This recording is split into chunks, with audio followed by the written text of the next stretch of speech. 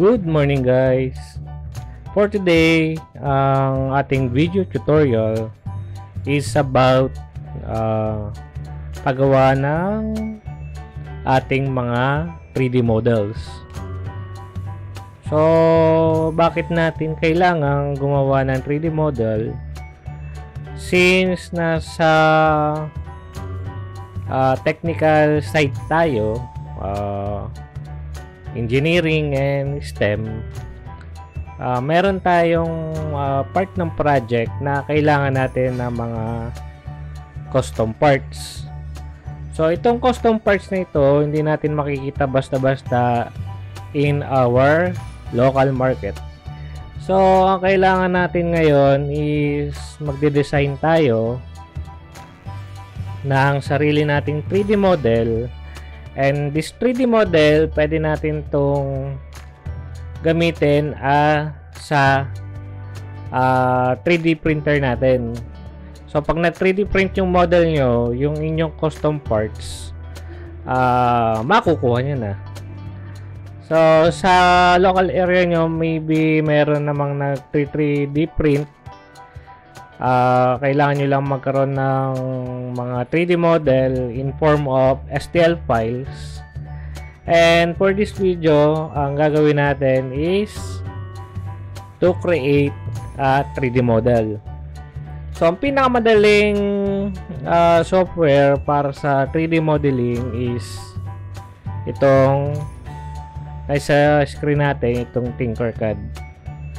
Kasi itong Tinkercad ay web-based siya, hindi mo na kailangang i-install pa sa inyong PC or laptop. And then itong Tinkercad kasi free ito, kasi kadalasan ng mga software, mga AutoCAD and etc, meron kasing mga license kasi yun. Pero kung personal use nyo naman gagamitin, I suggest na mag Tinkercad lang kayo, kasi maraming mga customers natin nagtatanong kung paano ba mag 3D model, since kailangan nila sa kanilang prototype itong certain parts na ito na hindi nila makita sa local market. So dyan papasok ang ating 3D modeling at saka 3D printing. So for this video, ang gagawin natin is solely for 3D modeling. So ang gagawin natin is punta lang tayo dito sa tinkercad.com, and then pwede tayo mag-login gamit ang ating email address. So itong naka-login kasi dito yung email address ng Elexhub Electronics. And then gagawin natin itong sample ng paggagawa ng 3D model. So actually hindi lang 3D model ang magagawa nyo sa Tinkercad. Meron kasi ditong circuits, pwede kayo mag-simulate. Meron ditong mga Arduino Uno and code blocks. Ito kasi hindi ko pa na-testing eh. Pero itong circuits saka 3D design ang mostly ginagamit ko sa mga prototypes namin. Ang gagawin natin, pag naka-login na kayo dito sa ating Tinkercad, kiklik lang tayo dito sa create your first 3D design. Okay. Itong Tinkercad, ang pag-save naman dito, auto-save kasi siya ng nag-auto-save siya since web-based siya. Hindi nyo na kailangang i-save pa sa computer, basta may internet kayo and then account na pwedeng i-login sa Tinkercad, madali nyo siyang magagamit. So ito ay suggested ko sa mga beginners, lalo na yung ating mga STEM students. Kung gagawa sila ng kanilang mga customized parts, ito ay pwede kasi madali lang itong gamitin eh. So, meron tayo ditong work plane. Yan, ito yung color blue.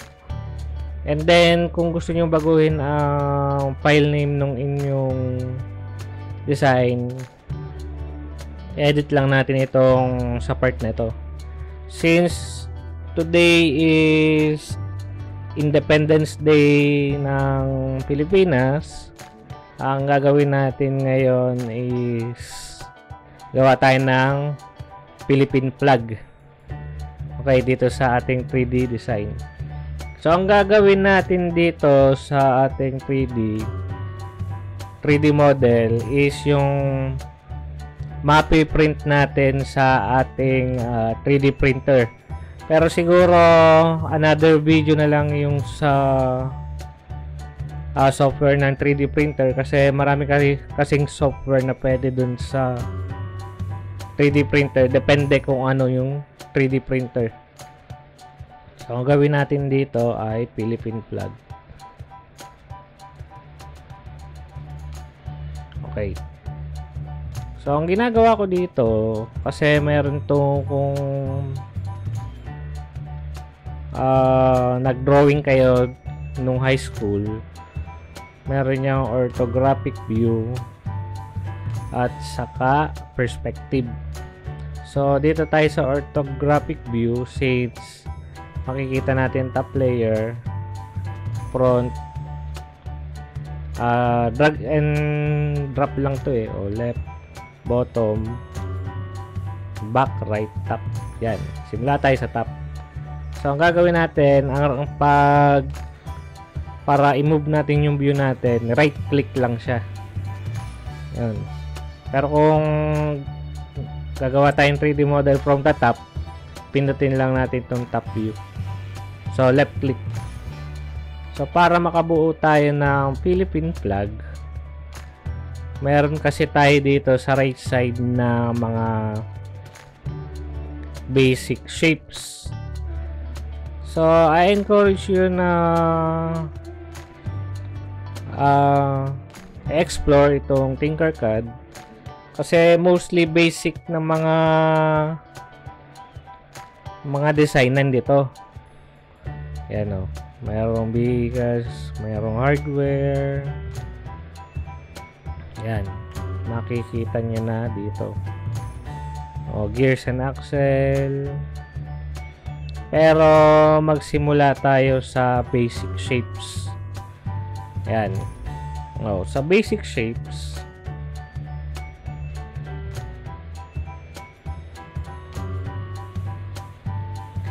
meron tayo ditong yung mga common nating mga shapes. Tulad ng cube, cylinder. Meron din tayong mga cone, meron din tayong roof. Pwede rin tayo maglagay ng text dun sa ating model. Pero itong text na to medyo limited lang ang kanyang kayang font style. So later on, kapag medyo advanced na paggamit nyo ng Tinkercad, makikita nyo na maraming option para makakuha ng iba't ibang size. And also, kung kayo ay may 3D model na, pwede nyo kasing i-import yan sa Tinkercad kung meron kayong i-edit lang. Halimbawa, meron kayong model na download and you want to baguhin lang yung size nung hole or nung butas. So, pwede nating i-import yon and then dito natin i-edit sa ating Tinkercad yung model na yon. So, okay. So, magsimula tayo sa dito sa box. Okay. So, ang box natin, mostly yung mga program naman, makikita nyo dito yung kanyang measurement. So, makikita nyo dito pag tinapat nyo 20 at ang width at saka length. Tapos kung gusto nyo makita ang height, i-hold nyo lang yung right click and then makikita nyo na dito pag tinapat nyo dito. Yan, 20 rin yung kanyang height. So para ma-zoom and unzoom yung mouse wheel lang ang inyong gagamitin. Okay. So, babalik tayo sa ating top view. Since gagawa tayo ng ating Philippine flag, set na lang natin to na 40. Pwede kasing i-type nyo na dito 40. And then, ang haba niya ay i-set na natin 90. So, gawin natin ang Philippine flag natin is keychain. So, yung height nung ating box, pwede natin i-edit yan. So, drag lang yan ng itong mga pointers na ito. So, iset natin ng 5mm. Yan. Ngayon, kapag iniibo nyo to, kung mapapansin nyo, ang increment niya ay 1mm. So, itong measurement nito, mga mm ito Kasi makikita nyo dito, snap grid 1.0 mm. So, kung gusto nyo na medyo maliit ang measurement nyo, i-set nyo lang dito. So, ang madalas kong gamitin is 0.1. So, dito, makikita nyo, pwede siya maka-increment ng 0.1. Yan. Okay. So, iset natin ito ng 5. And then, balik tayo sa top view. So, ang ating flag, meron niyang triangle. So, ito. Roof ang nakalagay sa kanya. Ngayon, kung mapapansin nyo, kung gusto nyo i-drag ito, shift right click para ma-drag yung inyong work plane. Kung mapapansin nyo, roof natin, ganyan ang kanyang itsura. So, ang gagawin natin, kailangan natin iikot itong ating triangle na ito. So, kung mapapansin nyo, yan. I-rotate lang natin ito 90 degrees. Kung itatama nyo to dito sa mga grid na ito, tatama siya ng 90 degrees. Okay, balik tayo sa top. Ngayon, ang kailangan pa natin, pipindutin lang natin itong rotate na ito. And then, yan, 90 degrees. Kapag kasi sa labas, pwede nyo yung matimpla kung anong degrees na kailangan nyo. Pero ang common na mga angles, dito sa mga grid na ito. Yan. So, meron tayo dito ang height natin ay 40. So, ang gagawin nating height dito ay 40 din. So, ito ay itatama lang natin dito. So, pwede kasi kayong gumamit dito yung keyboard nyo, yung arrow keys. Makikita nyo naman dito kapag isinum nyo kung may gap pa. Yan. Tama lang natin. So, dapat itong taas. Tama rin siya. Ngayon, i-adjust natin yung length nitong ating triangle. Okay. So, meron na tayong triangle. So, ito kasi tinatansya ko lang ngayon para makagawa lang tayo ng ating flag. So, i-ano natin na 35mm. Itong kulay naman ng ating flag na ito, wait pala, since ni-rotate natin pala ito, meron tong excess sa baba. Yan. Para matanggal natin itong excess sa baba, gagawin natin, punta lang tayong bottom, and then click on W, tapos click mo dito sa flat na area. And then, kukuha tayo ng box na transparent. Yan. At isusukat natin, itatama natin doon sa triangle natin. So, pag naitama natin sa triangle, isa-select lang natin itong dalawa. Yung box nating transparent. Hold shift and then click itong triangle. pwede natin pagsamahin ito sa isang group. So, pag pinagsama natin sa isang group, makikita nyo, yan. Natanggal na yung mga unwanted sides natin. So, para ibalik natin yung work plane natin, press on W, and then click on the work plane. So, babalik na yan. Okay. So, ito ay medyo bawasan pa natin ang height nito. Gawin natin 3.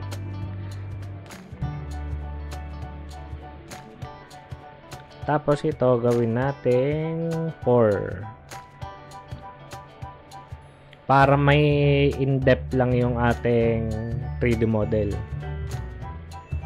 So kung gusto niyo lakihan, yan. I-click nyo lang ito lahat and then shift drag itong ating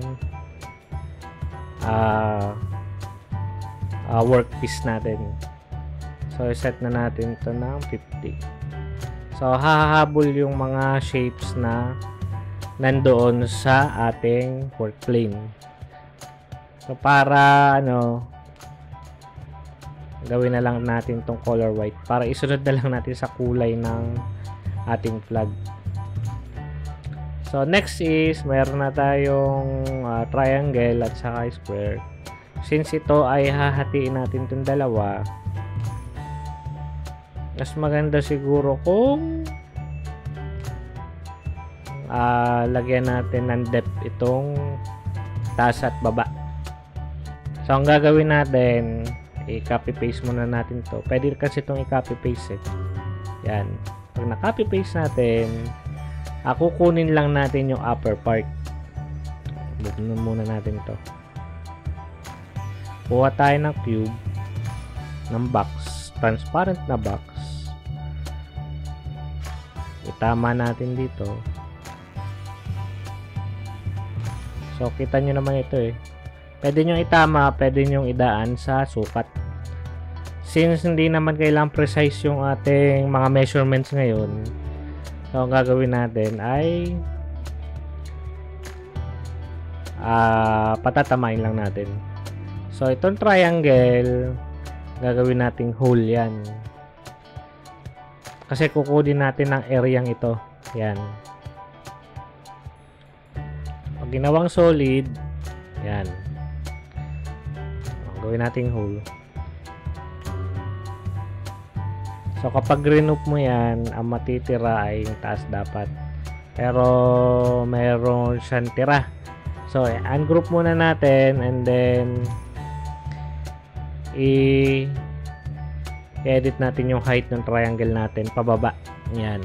Para lampasan siya. And then ito, i-move na rin natin. And then, group na natin itong ating workpiece na ito. So, since meron na tayong upper part, ito ay i-color blue natin. Blue. Alin ba ang pinakamalapit na shade ng blue? Yan. Babaguhin natin to into babaan pa natin to. Gawin natin 3 na kanina since in-scale natin nag-iba yung kanyang sukat. So ito 3.5 ang gawin natin. 3.5 tapos ito ay 5. So, ang gagawin natin is to drag this here. Yan. So, itatama lang natin. Kapag sinum kasi natin, kita natin kung tumatama siya sa edge, kung hindi tama.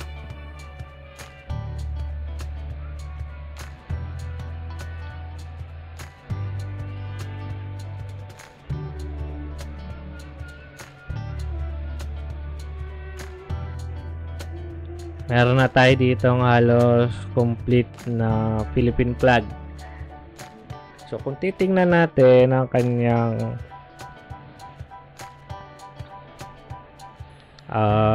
sa ibang view, makikita nyo may iba't iba ang taas nito. Yan. So, ito, babaan pa natin ng kaunti para hindi siya ganong kalayo sa ating So, ito yung 3.5. Gawin natin itong 4 mm. Okay.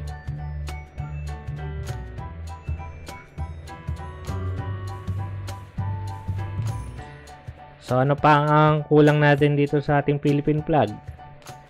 So, hahanap ngayon tayo ng sun at saka stars. So, tingnan natin sa basic shapes kung merong star. So, meron dito tayong star. Ang gagawin natin, click and drop na lang natin dito. Yan. And then, itatama natin yung kanyang position.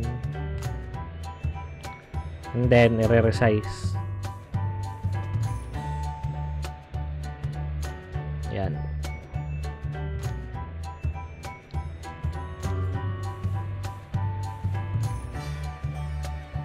So, ano ba meaning ng tatlong star sa ating Philippine flag? So, ito yung Luzon, Visayas, saka Mindanao. Ayan. Okay. So, kung isa-select natin sila, hold shift lang, tapos click nyo yung tatlo. And then, baguhin natin ang kulay dito. Yan. Okay. Ang blue, ibig sabihin ay peace, truth, and justice. Ang red part naman ng ating Philippine flag is valor and patriotism. Sa Tagalog, yun na lang. Okay. So, ang sunod natin is kailangan natin ng sun. Yung nasa gitna. So,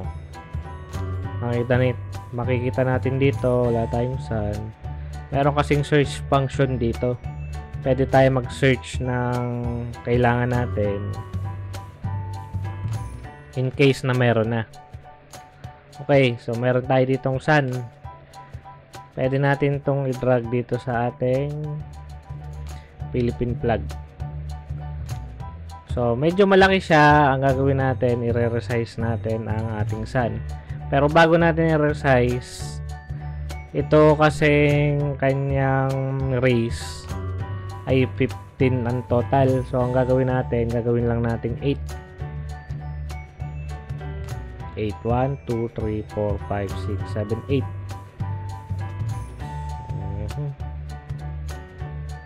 Yan. Okay. And then, i-resize natin.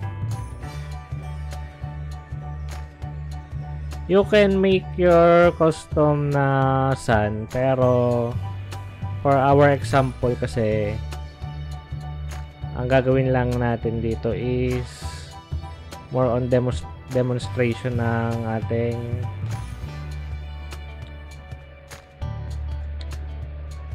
.05. Gagawin na natin 1. Ito ay demonstration lang ng paggamit ng ating Tinkercad. Okay. Drag lang natin kung saan siya. Then, palitan natin ang color. Okay.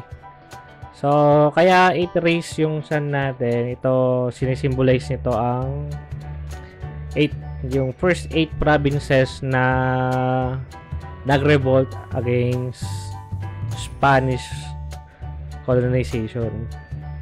Okay. So, meron na tayong Philippine flag. Okay. Ngayon, kapag remove kasi natin to into a 3D model, ang kulay niya magiging isa na lang.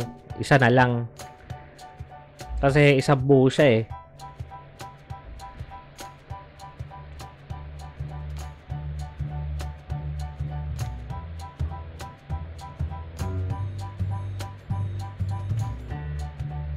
Try natin i-group.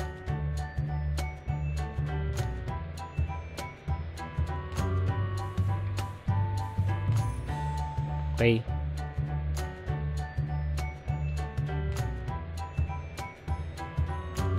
So, kung mapapansin nyo, iba-iba ang height niya.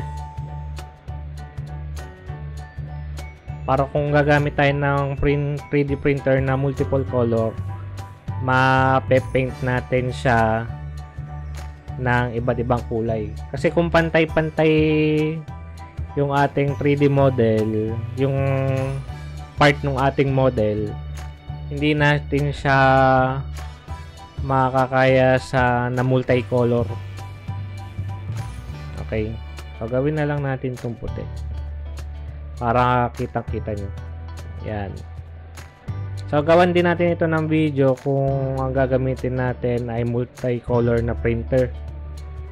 And then ito ay gagawin natin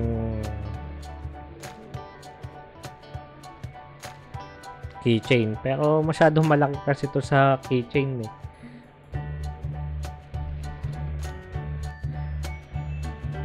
Wag na muna natin gawing keychain para makita natin yung output natin sa 3D printer. So kung makikita nyo, yan, medyo okay na siya. Pag tinurn on yung perspective, yan, iba yung kanyang view. Yan. Pero mostly naman ang gagamitin nyo yung orthogonal. Kasi kapag tinap-view mo to sa perspective, medyo iba yung depth ng iba. Yan, no? Yan. Ito yung kailangan natin para maisalang natin sa ating 3D printer. So, since mayroon na tayong 3D model, pwede na natin itong i-export. Yan. Nakalagay kasi dito na for 3D printer, for 3D print at for laser cutting. So ang gagawin natin is .stl natin na-export. Ngayon pag na-export natin, iyon yung ating file name, itong Philippine flag. Pwede na natin isalang ito sa ating 3D printer. So isalang natin ito sa 3D printer natin. Let's go. Pero bago pala natin isalang, move tayo sa ating Tinkercad na home o dashboard. Makikita nyo na dito yung inyong mga 3D model na ginawa. Pag hinome natin, yan. Kasi itong circuits wala pa tayo eh. Kung meron kayong mga projects, ito talaga ang pinaka basic na hindi na kailangan i-install pa sa inyong PC or laptop. Ano pa ba? Pagbubuksan to, i-tinker lang natin to. Tinker this.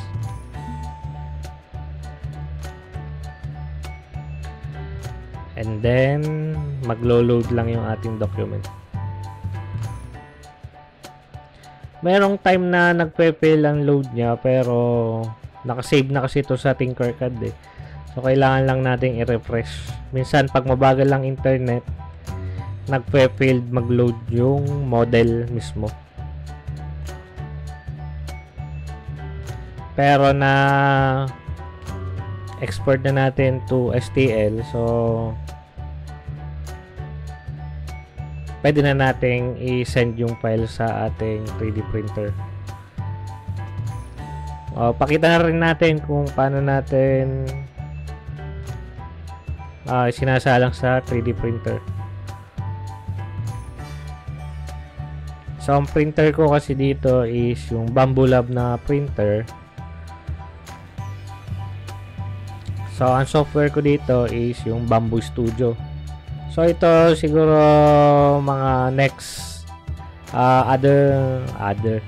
ibang video na to kung paano ba gamitin, since iba-iba kasi ang printer na meron sa market eh. Pero kaya ako nagustuhan ito ay kaya niya yung multicolor na print and super bilis niya mag-print. Kasi doon sa ibang printers naabot ng 1 day pataas, dito sa Bamboo wala pa siyang kalahating araw. So, meron ako ditong plate from Bamboo Studio. I-import lang natin yung ating 3D design. So, yan. Now na na-import na natin yung ating Philippine flag. Kapag print yan, ganyan na magiging itsura niya. Yan. Kung single color yung ating gagamitin. Pero for another video na lang yung pag multicolor. So, i-print natin ito na color white. Yan. Kasi ang tawag dito ay slicer. Kasi layer by layer kasi ang 3D printing. Kaya kung makikita nyo dito, layer by layer siya. Okay. Pwede na natin ito isalang.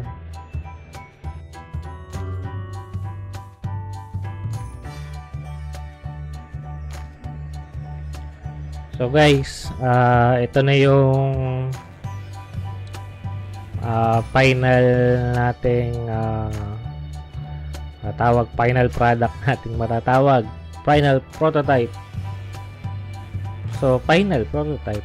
So, hindi siya, So, ito na yung ating actual na 3D print.